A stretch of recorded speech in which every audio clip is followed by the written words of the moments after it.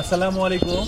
আমি চাঁদপুর ২ সংসদীয় আসন অর্থাৎ মক্তব উত্তর এবং মক্তব দক্ষিণের একজন বিএনপি থেকে মনোনয়ন প্রত্যাশী এবং আমি এখন বর্তমানে দাঁড়িয়ে আছি নতুন বাজার মক্তব উত্তর অবস্থিত একটা বিখ্যাত বিশাল একটি বাজার।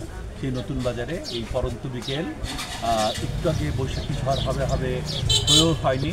এটা আমাদের ভাগ্য যে ভালো, এখন ওয়েদারটা ভালো আছে।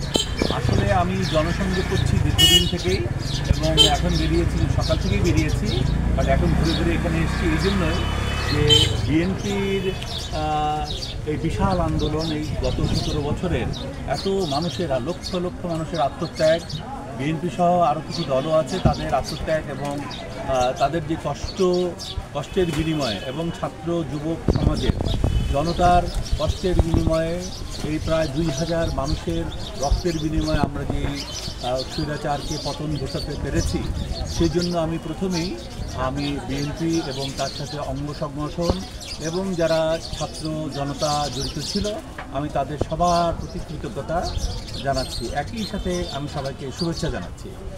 আমি আজকে এখানে এসেছি ইনফ্যাক্ট আমি একটু কর্মী সভার মতো করার জন্য, সবার সাথে মত বিনিময় করার জন্য আমার এই লিফলেটটাও নিয়ে আসছি, কারণ সবাই তো সব কিছু জানে না, তাই আমার এই ছোট্ট লিফলেটে আমার সম্পর্কে সংক্ষিপ্তভাবে একটু বলা আছে।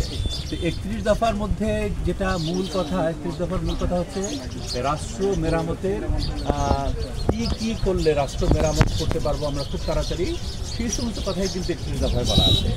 এখন 31 দফা কিন্তু প্রত্যেকটি দফা বা প্রত্যেক জায়গার, প্রত্যেক শ্রেণীর, প্রত্যেক গোষ্ঠীর মানুষের জন্য প্রযোজ্য হবে না। বিএনপি প্রদত্ত 31 দফা এটা বিএনপির জন্য নয়, বিএনপি প্রদত্ত 31 দফা হচ্ছে জাতীয় উন্নয়নের জন্য এই 31 দফা প্রদান করা হয়েছে। এই 31 দফার মধ্যে যেমন কৃষকের কথা বলা আছে, তেমনি নগর উন্নয়নের কথা বলা আছে, আধুনিক বিজ্ঞানের কথা যেমন বলা আছে, চিকিৎসার কথা বলা আছে, শ্রমিকের কথা বলা আছে, শ্রমিকের মজুরির কথা বলা আছে। আমাদের এমন কোনো বিষয় নাই দৈনন্দিন জীবনে, রাষ্ট্রীয় জীবনে, পারিবারিক জীবনে, নাগরিক জীবনে যার কোনো না কোনো রিফ্লেকশন আমাদের এই 31 দফায় ঘটেনি। 31 দফা আমাদের হচ্ছে একটা, আমি বলতে চাই যে অনেকটা আগামীর রক্ষা কবচ, বাংলাদেশের জন্য রক্ষা কবচ।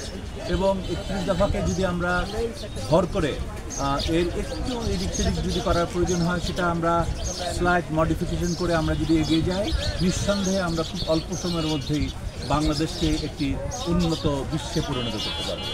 তবে আমি জনগণকে এটাই বলতে চাই যে আপনারা হঠাৎ করেই এই স্বৈর শাসকের পতনের পর আপনারা জানেন ভঙ্গুর অর্থনীতি এবং দেশের প্রশাসন সম্পূর্ণ ভেঙে গেছে, দেশের কোর্ট কাছারি আদালত যা কিছু আছে এবং দেশের যে নির্বাচন কমিশন রয়েছে সব কিছু ভেঙে গেছে। এগুলো এখন নতুন করে করতে হচ্ছে।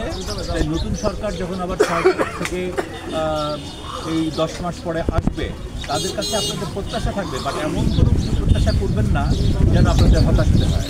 তবে আমি খুব দৃঢ়ভাবে বলতে চাই যে সরকার অবশ্যই, বিএনপি আপনাদেরকে কাউকে হতাশ করবে না। বিএনপি এমন একটা দল যা কখনো কাউকে হতাশ করেনি। বিএনপি গ্রিন রেভলিউশন এনে বাংলাদেশকে খাদ্যে স্বয়ংসম্পূর্ণ করেছে, এই রুরাল ইলেকট্রিফিকেশন সহ, এই নগর পল্লী বিদ্যুতায়ন সহ সমস্ত কিছু কিন্তু বিএনপির অবদান।